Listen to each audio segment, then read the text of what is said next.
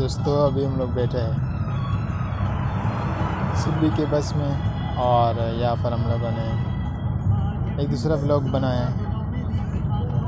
मैंने कहा ग्लासेस लाए तो ग्लासेस के साथ भी बनाए, क्योंकि मैं कहीं भी जाता हूँ शुक्र अल्हम्दुलिल्लाह अल्लाह रब्बुल इज़्ज़त के रहमतों बरकतों के साथ उम्मीद है कि आप लोग खैरियत से होंगे और अल्लाह ताला की रहमतें बरकतें समेटने में मशगूल होंगे। तो अभी हम लोग के पहुँचे हैं कि ये कौन सा इलाका है, मेरे ख्याल से ये मच से या दरब्बी के करीब है। मैंने कहा कि ये मोटिवेशनल वीडियोस बनाऊं। बहुत सारे व्लॉग्स तो मैंने बना लिए, चाहे वो डाडर में जो भी चीज़ मौजूद थी उन सब का वीडियोस मैंने बना लिया, मगर मैंने कहा कि एक व्लॉग भी बनाओ जिसमें हम लोग के डाडर में के अलावा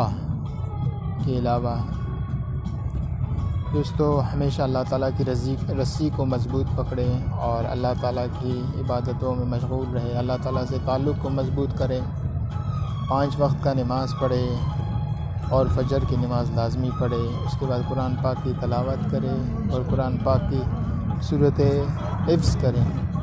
जैसे कि अल्हम्दुलिल्लाह रब्बिल आलमीन का मतलब है अल्लाह ताला पूरे कायनात का खालिक मालिक है। इसके अलावा इक़रा बिस्मि रब्बिकल लज़ी खलक़ खलक़ल इंसान मिन अलक़ इक़रा रब्बुकल अकरम व अल्लम बिल क़लम अल्लमल इंसान मा लम यअलम। इक़रा बिस्मि रब्बिकल लज़ी का मतलब है कि पढ़ अपने रब के नाम से जिसने तुम्हें पैदा किया। तो ये सवाल आपसे कि ये जो इक़रा बिस्मि रब्बिकल लज़ी ये किस नबी पर हज़रत जिब्राईल अलैहिस्सलाम के ज़रिए उतरा था?